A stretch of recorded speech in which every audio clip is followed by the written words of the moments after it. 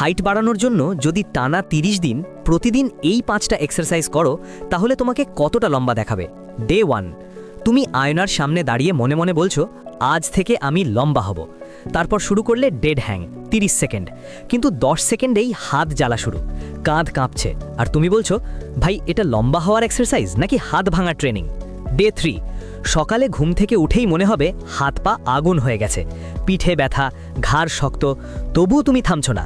শুরু করলে hamstring stretch, পা এত টাইট লাগবে যেন কেউ দড়ি দিয়ে বেঁধে রেখেছে, মনে হবে হ্যামস্ট্রিং বলছে ভাই প্লিজ বন্ধ কর। ডে 7, এবার এলো ওয়াল পোস্টার এক্সারসাইজ, মাথা, কাঁধ, পিঠ, কোমর সব দেয়ালে লাগিয়ে 30 থেকে 45 সেকেন্ড দাঁড়িয়ে থাকা।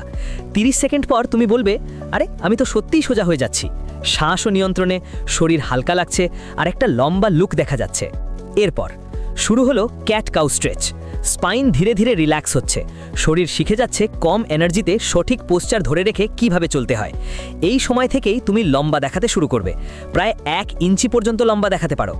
ডে 30, এবার এলো কোবরা স্ট্রেচ, পিঠ একদম টানটান, মনে হবে মেরুদণ্ড খুলে যাচ্ছে। আজ তুমি বুঝবে হাইট বাড়ানো কোনো জাদু নয়, এটা হলো স্পাইন ডিকম্প্রেশন আর সঠিক পোস্টার ঠিক করার ফল। এখন তুমি যখন দাঁড়াও শরীর স্বাভাবিকভাবেই আগের থেকে বেশি লম্বা দেখায়।